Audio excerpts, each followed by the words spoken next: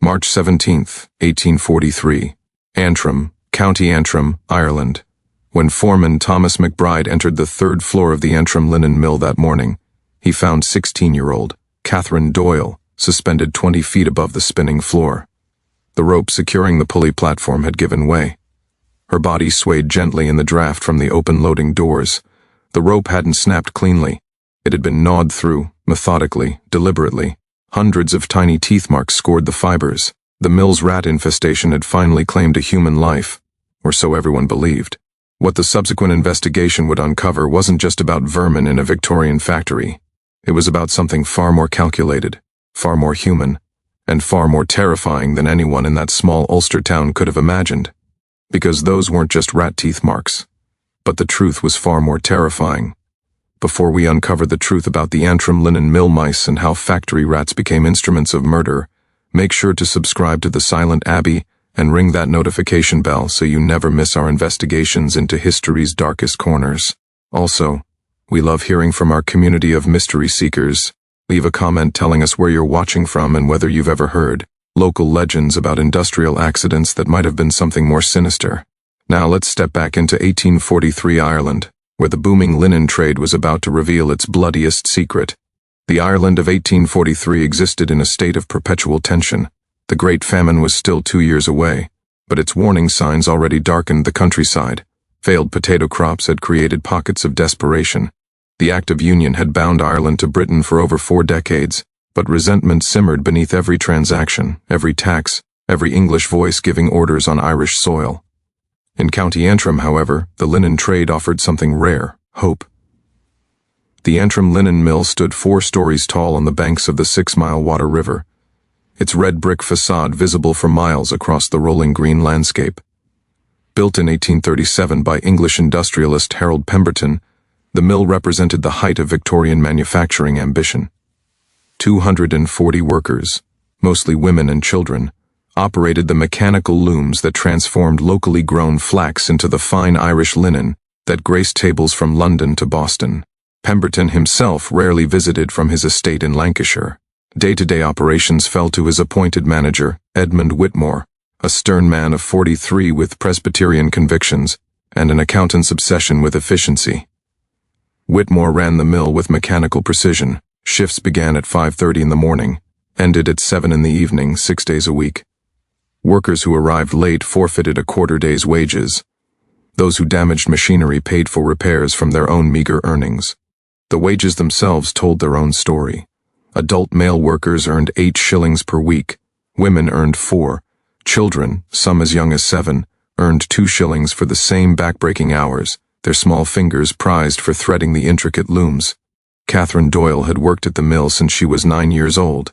By March of 1843, she had risen to the position of tenterer, one of the workers responsible for hanging freshly woven cloth on the drying racks that lined the 3rd and 4th floors. The work required climbing rope ladders and working on suspended wooden platforms, tools raised and lowered by pulley systems installed throughout the building. It was dangerous work, but it paid an extra shilling per week. For a family like the Doyles, Catherine, her widowed mother, and 3 younger siblings, that shilling meant the difference between hunger and survival. But there was something else about the Antrim Linen Mill that everyone knew, that everyone had learned to accept as simply the cost of industrial prog. The rats. They had appeared within months of the mill's opening, drawn by the workers' lunch scraps, by the warm spaces between walls, by the dark corners where mechanization created perfect nesting grounds. At first, the rats had been a nuisance. Then they became a fact of life. By 1843, they were an infestation. Workers reported seeing them everywhere, scurrying along the ceiling beams, nesting in the raw flax bales, brazenly emerging during daylight hours to steal food from lunchboxes.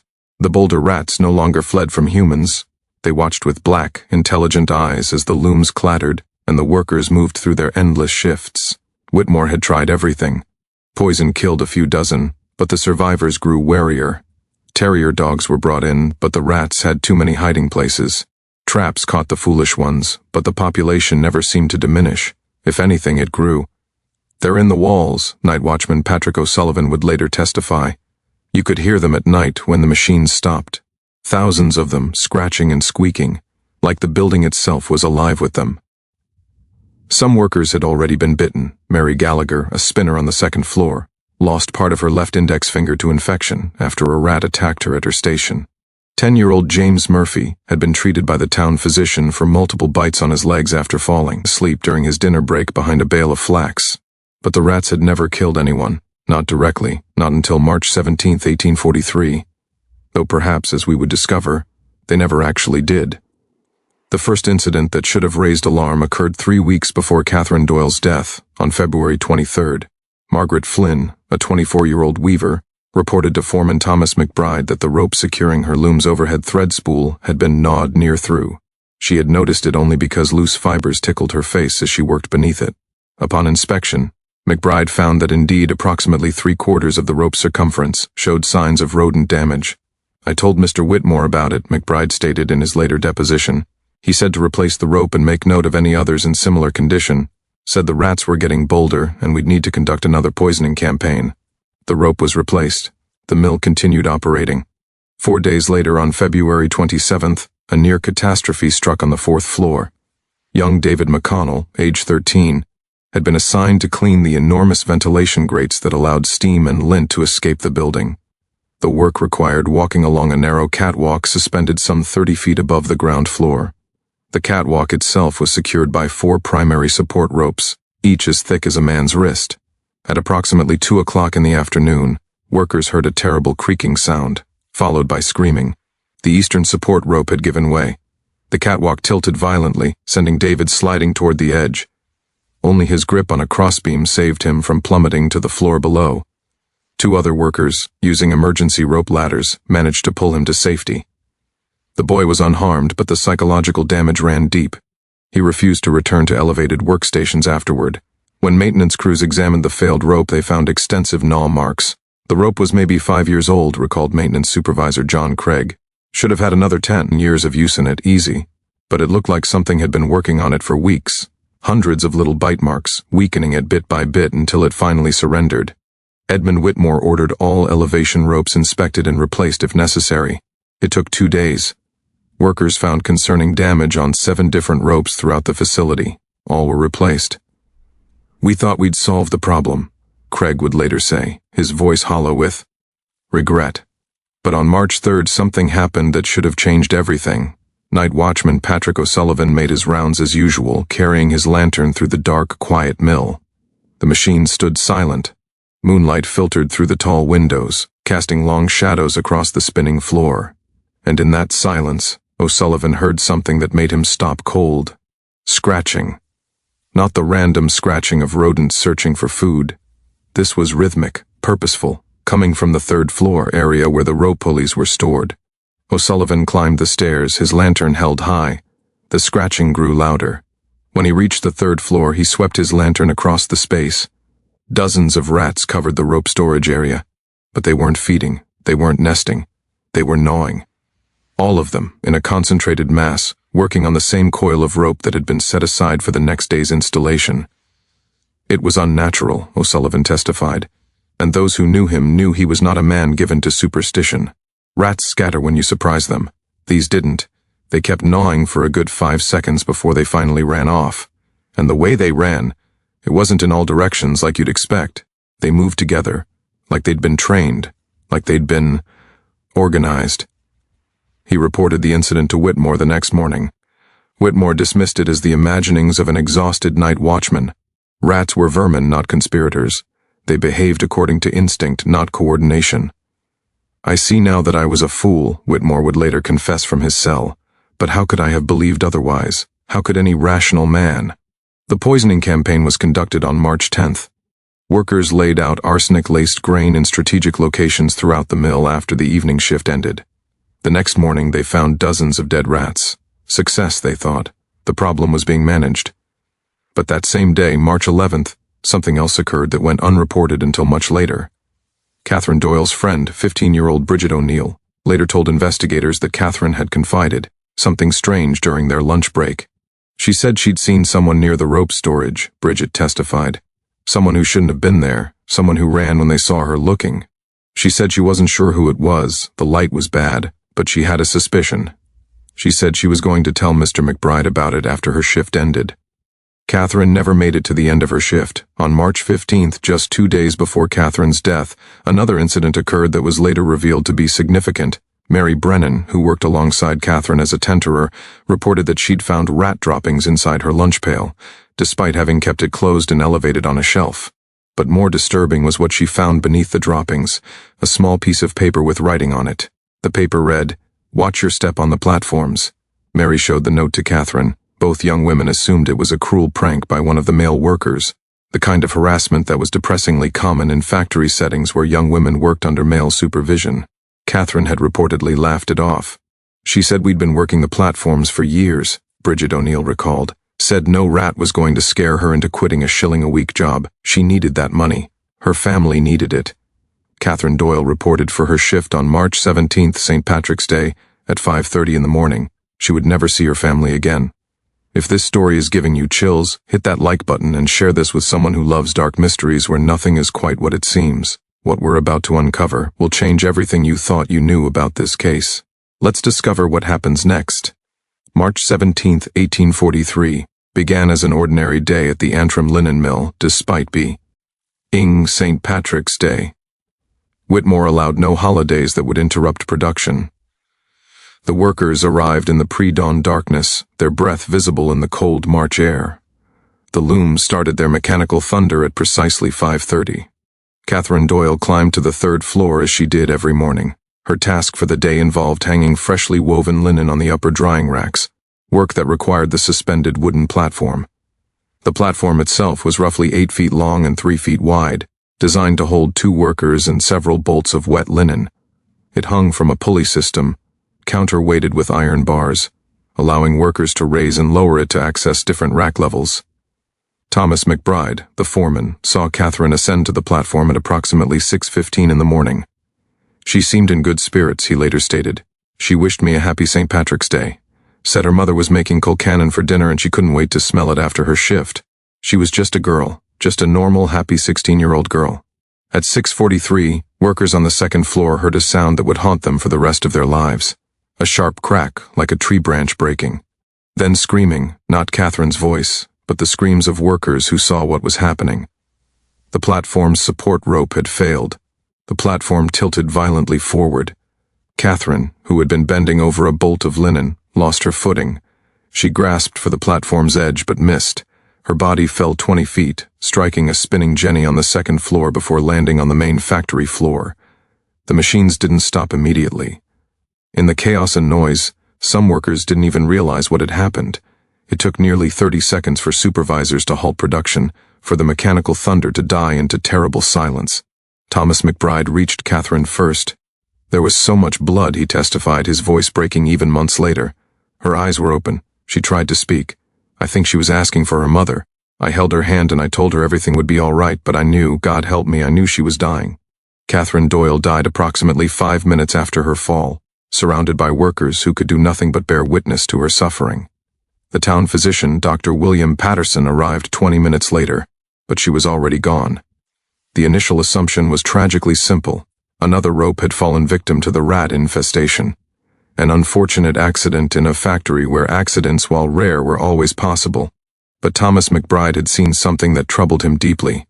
He climbed back to the 3rd floor and examined the rope that had failed. What he found sent ice through his veins. He immediately sent for Edmund Whitmore and refused to let anyone else near the scene.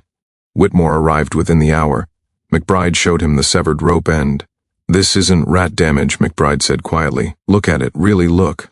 The rope showed gnaw marks, certainly. But they were superficial, cosmetic. The actual failure point told a different story entirely.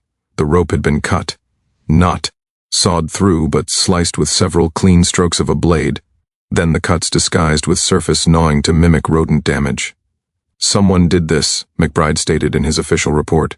"Someone murdered that girl and tried to make it look like the rats were responsible." Whitmore immediately summoned the Royal Irish Constabulary. Constable Daniel O'Brien arrived at noon with 2 deputies. What began as a routine investigation into an industrial accident transformed within hours into a murder inquiry. O'Brien's examination revealed disturbing details. The rope that had failed was one of those replaced during the safety inspection after David McConnell's near miss. It was less than 3 weeks old. The gnaw marks on its surface were inconsistent with the pattern of rat damage found on OL. Der ropes, they were too uniform, too deliberately placed around the circumference. But the most damning evidence came from Dr. Patterson's preliminary examination of Catherine's body. There were fibers under her fingernails, Dr. Patterson recorded in his autopsy report. Upon microscopic examination, these proved to be wool fibers dyed dark blue, consistent with working-class woolen clothing. The victim was wearing linen when she died. These fibers came from someone else, someone she had physical contact with recently, possibly in a struggle. The workers were interviewed, one by one throughout that endless day. And as the testimonies accumulated, a picture began to emerge of something far more sinister than a simple workplace accident. Multiple witnesses reported seeing an unidentified person near the third-floor rope storage area over the previous week. The descriptions varied. Some said it was a man, others weren't certain. The person had always fled when spotted, moving quickly into the shadows of the vast factory floor. Young William Hartley, a 12-year-old doffer, admitted under questioning that he'd been paid 3 pence by a man with a cap pulled low to deliver the warning note to Mary Brennan's lunch pail. He couldn't identify the man further. The transaction had occurred in near darkness during the early morning shift, but the breakthrough came from an unexpected source. Margaret Flynn, the weaver whose loom rope had been damaged in February, suddenly remembered something she'd dismissed as unimportant at the time. On the evening before Catherine's death, Margaret had worked late, finishing a rush order. As she prepared to leave around 8 o'clock, she'd passed the third-floor storage area. "I heard voices," she testified, 2 people arguing. One was Catherine. I recognized her voice. The other was a man, speaking low but angry. I heard Catherine say, "I know what you've been doing and I'm telling Mr. Whitmore." Then the man said something I couldn't make out, and Catherine said, "You can't frighten me." Margaret had been too exhausted and too intimidated by the idea of being caught eavesdropping to investigate further. She'd gone home thinking it was merely a lover's quarrel or some personal dispute. She would live with that regret for the rest of her life. By nightfall on March 17th, Constable O'Brien had reached a terrible conclusion. Catherine Doyle had witnessed someone sabotaging the mill's ropes. She had confronted that person, and that person had killed her to silence her, using the ongoing rat infestation as cover for murder. But who? The answer, when it finally came, would shatter any remaining illusions about the safety and innocence of the Antrim Linen Mill. The investigation that followed Catherine Doyle's murder became one of the most complex criminal inquiries in Irish industrial history. Constable O'Brien, quickly reinforced by investigators from Belfast, faced a daunting challenge, identifying a killer among 240 workers in a facility where everyone moved constantly, where chaos and noise provided perfect cover for clandestine activities. The breakthrough came from an unlikely source, the rats themselves, or rather, from studying how the rope damage had actually been inflicted. Dr. Cornelius Shaw, a natural philosopher from Queen's College Belfast with expertise in animal behavior, was brought in to examine the damaged ropes. His analysis, delivered on March 22nd, proved devastating to the initial theory. "These marks were not made by rats," Dr. Shaw stated unequivocally in his written report. "Rodent dentition leaves characteristic patterns, paired incisor marks with specific spacing and depth gradients. What we observe here are irregular scores made by a metal implement, likely a rasp or file, designed to mimic the appearance of gnawing. The perpetrator possessed some knowledge of rat behavior, but lacked the expertise to perfectly replicate it." Furthermore, Dr. Shaw's examination of the mill's rat population revealed something else extraordinary. "The rats in this facility are paradoxically both undernourished and abundant," he wrote. "This suggests their food sources have been deliberately limited, possibly through the removal of workers' lunch scraps that would normally sustain them. A hungry rat population would indeed become bolder, more visible, more likely to be blamed for various disturbances. Someone has been cultivating these conditions intentionally." The investigation shifted focus. Who had motive to sabotage the mill's operations? Who had the knowledge to stage such an elaborate deception? The answer emerged gradually through painstaking interviews and document analysis. Edmund Whitmore, despite his stern management style, kept meticulous records of worker complaints, accidents, and disciplinary actions. These records revealed a troubling pattern. Over the previous 8 months, 7 workers had suffered injuries from equipment failures that had been attributed to negligence or bad luck.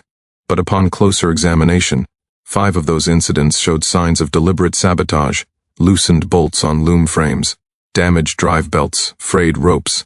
More significantly, Each incident had occurred shortly after the affected worker had reported conflicts with a specific individual. Isaac Drummond, age 38, served as the mill's senior maintenance supervisor. He had worked at the facility since its opening in 1837, promoted to his position after just 2 years. By all accounts, he was a skilled craftsman and a diligent worker, but he was also a man with secrets. When constables searched Drummond's small cottage on the mill grounds on March 24th, they found a locked chest beneath his bed. Inside, detailed drawings of the mill's pulley systems, with specific ropes marked for adjustment, a collection of files and rasps, their teeth clogged with hemp fibers, a journal containing observations about rat behavior and feeding patterns, and most damningly, a separate journal filled with bitter entries about mill management, about English owners extracting wealth from Irish labor, about workers who betrayed their own people by working too hard, too obediently. Isaac Drummond, it transpired, was a member of the Ribbonmen, a secret society dedicated to Irish agrarian and political resistance. But Drummond had taken the ideology to a dark extreme. He believed that by sabotaging English-owned industries through seemingly accidental means, he could strike blows against British economic exploitation without drawing direct retribution. The rats had been his perfect cover. "I never meant to kill anyone," Drummond stated during his initial interrogation on March 25th. "The incidents were calculated to cause disruptions, to cost Pemberton money, to slow production. I loosened things just enough that they'd fail during maintenance checks, not during operation. I was careful." But something had changed in recent weeks. Harold Pemberton, responding to decreased output and rising costs, had sent word from Lancashire that if the mill's profitability didn't improve by quarter's end, he would close the facility and dismiss the entire workforce. 240 jobs, in a county where jobs were desperately scarce, would disappear. Drummond's sabotage, intended to wound English capital, was instead going to destroy Irish workers. Catherine Doyle had discovered this by accident. On the evening of March 16th, while working late, she had seen Drummond near the rope storage area with his tools. She'd watched him work on the platform rope for several minutes before he noticed her presence. She'd confronted him, and she'd told him she was reporting everything to Whitmore the next morning. "I panicked," Drummond confessed. "I followed her as she left, tried to reason with her, she wouldn't listen. Said people's lives were at stake, said the safety inspections weren't finding problems fast enough and someone would eventually die." On the morning of March 17th, Drummond had arrived at the mill early. He'd climbed to the 3rd floor before most workers arrived and finished his work on the platform rope, not just superficial weakening this time, but actual cutting, disguised with filed marks. He'd planned to make it fail during a safety test, but Catherine had been assigned to the platform unexpectedly early in the shift. "When I heard the crack, when I heard the screaming, I knew what had happened," Drummond said, his voice hollow. "I killed that girl. I killed her trying to protect my secret campaign against English owners who'll never even know her name. What kind of liberation is that? What kind of patriot murders a 16-year-old girl trying to protect her fellow workers?" Isaac Drummond was arrested and charged with murder. His trial, held in Belfast in July of 1843, became a sensation. The case raised uncomfortable questions about industrial safety, about political resistance, about the line between activism and terrorism. The prosecution presented overwhelming evidence, the physical evidence from Drummond's cottage, his confession, testimony from over 30 witnesses. The defense attempted to argue diminished capacity, that Drummond's genuine political convictions had been warped by the desperate conditions of the time into a form of temporary madness. The jury deliberated for less than 3 hours. Isaac Drummond was found guilty of murder on July 28, 1843. He was sentenced to death by hanging, but the trial revealed other uncomfortable truths that authorities proved less eager to prosecute. Edmund Whitmore had ignored multiple warning signs, had dismissed worker concerns, had prioritized production over safety. While not criminally liable for Catherine's murder, his negligence had created the conditions that enabled it. Harold Pemberton had never visited his mill, had never seen the conditions his workers endured, had threatened mass dismissals without considering the human cost. The rat infestation, the cover for Drummond's crimes, had been allowed to flourish because extermination was expensive and Pemberton had refused to authorize adequate pest control budgets. These revelations sparked outrage across Ulster and beyond. Isaac Drummond was hanged on August 15, 1843 at Belfast Prison. His last words, recorded by the prison chaplain, were, "I committed murder in the name of justice. There is no justice in that." May God forgive me, and may Catherine Doyle's soul find peace I'll never deserve. Catherine was buried in St. Patrick's Church Cemetery in Antrim. Her headstone, paid for by contributions from mill workers, reads simply, Catherine Doyle, 1827 to 1843. She spoke truth and paid the price. Her mother, unable to cope with the loss of her eldest child and primary breadwinner, was forced to send Catherine's siblings to relatives in Donegal. She died herself less than 2 years later, some said of a broken heart. But the story didn't end with Drummond's execution. The Antrim Linen Mill mice case, as it became known in newspapers of the time, sent shockwaves through Victorian industrial society.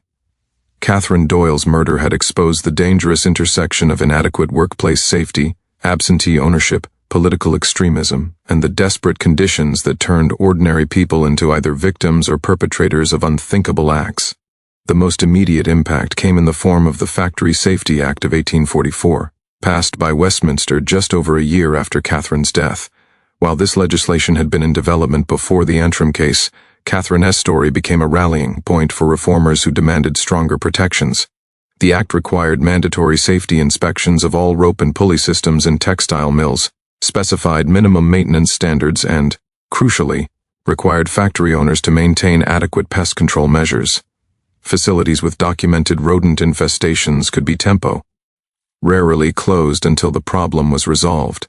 Catherine Doyle's death finally made Parliament understand that worker safety wasn't just a moral issue but a matter of criminal negligence, wrote Labour reformer William Collins in 1845. Her name was invoked in every debate about the bill. In death she achieved what she could never have achieved in life: real change. The Antrim Linen Mill itself was forced to undergo extensive renovations. Harold Pemberton, facing public backlash and potential legal liability, sold the facility to a consortium of Irish investors in 1844.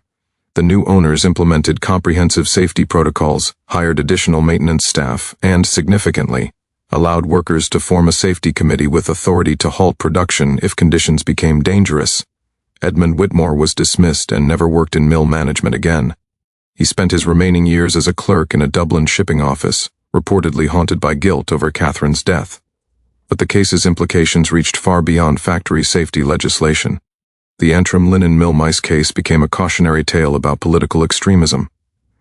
Isaac Drummond's story was used by both sides of the Irish independence debate, by Unionists as evidence that nationalist resistance led inevitably to violence against innocents, and by more moderate nationalists as proof that extremism betrayed the very people it claimed to protect.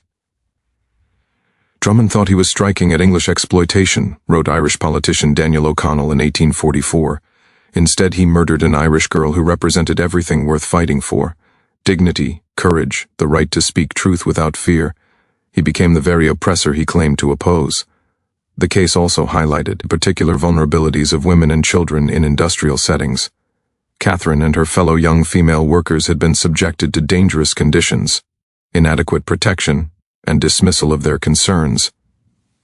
The investigation revealed that Catherine had reported feeling unsafe on the elevated platforms weeks before her death, but her complaints had been attributed to feminine nervousness rather than legitimate safety issues. This led to increased advocacy for women's workplace protections and gradually to reforms that gave women workers some voice in factory operations. Perhaps most significantly, the case changed how industrial accidents were investigated. Before Catherine's death, factory mishaps were typically attributed to bad luck, worker carelessness, or acts of God. The revelation that her death had been staged as an accident led investigators to examine other suspicious industrial deaths more carefully. Between 1844 and 1850, at least 15 other cases in Britain and Ireland were reinvestigated and reclassified as murders rather than accidents. The Antrim Protocol, as it became known, established procedures for distinguishing genuine accidents from deliberate sabotage or violence disguised as accidents. The case also had a profound impact on the study of workplace psychology and radicalization. Dr. Cornelius Shaw, the natural philosopher who exposed Drummond's fake rat damage, went on to write extensively about how ordinary people could be driven to extraordinary violence when ideology, desperation, and opportunity converged. Drummond was not a monster, Shaw wrote in his 1846 treatise on industrial violence and political zealotry. He was a skilled craftsman who believed himself to be fighting injustice, but belief without empathy, conviction without connection to human consequences, these transform the righteous into the murderous. Catherine Doyle died because a man cared more about his cause than about the actual people that cause was meant to serve. The rats, the supposed villains of the story, became something of a symbol themselves. Reformers used the Antrim rats as shorthand for convenient scapegoats that allowed society to avoid examining deeper structural problems. If everything could be blamed on vermin, no one had to confront their own complicity in creating dangerous conditions. The mill itself continued operating until 1921, when it was destroyed during the Irish War of Independence, burned by Republican forces who saw it as a symbol of British economic exploitation, unaware of or unconcerned with the tragedy that had already been enacted there in the name of similar ideology decades earlier. Today, only the foundation stones remain, covered in moss and wildflowers. Local historians occasionally bring tour groups to the site, telling Catherine's story to visitors who marvel that such darkness could have occurred in what looks like such a peaceful pastoral setting. But perhaps the most lasting impact is the simplest. Catherine Doyle is remembered. In an era when industrial workers, especially young women and children, died by the hundreds in accidents that were barely recorded, much less investigated, Catherine's name survives. Her story is taught in Irish schools. The Catherine Doyle Memorial Scholarship, established in 1925, provides educational opportunities for young women from working-class backgrounds in County Antrim. A small plaque near the mill site, erected in 1993 on the 150th anniversary of her death, reads, "Here stood the Antrim Linen Mill, where Catherine Doyle worked and died in 1843. She saw wrong and spoke truth. Her courage changed laws, saved lives, and reminds us that the dignity of the individual must never be sacrificed to ideology, profit, or convenience. May her memory be eternal." Every March 17th, someone, locals are never sure who, leaves fresh flowers at the plaque. Catherine Doyle would have been 16 years old forever. But her impact continues to ripple forward through time, a reminder that even in history's darkest corners, truth has a way of refusing to stay buried. What do you think drove Isaac Drummond to cross the line from sabotage to murder? Was it pure ideology, desperate circumstances, or something darker in human nature that allows us to justify any act if we believe our cause is righteous enough? Leave your theories in the comments below. And if you've ever encountered stories of industrial accidents in your own family history that might have been something more sinister, share those as well. History is full of uncomfortable truths waiting to be uncovered. If you found this investigation compelling, make sure you're subscribed to The Silent Abbey with notifications on. We dive deep into the lost chapters of history that reveal uncomfortable truths about human nature, justice, and the price ordinary people paid for the world we inherited. Next week, we'll be investigating another case where vermin became the convenient villains, the Seattle rat poison murders of 1892, where someone used an actual rodent infestation to mask a string of poisonings that would eventually claim 7 lives. Until then, remember, when everyone agrees something is obviously true, when the explanation seems too convenient, when the powerless are blamed for everything, that's when we need to look closer. Thank you for watching. See you in the next video.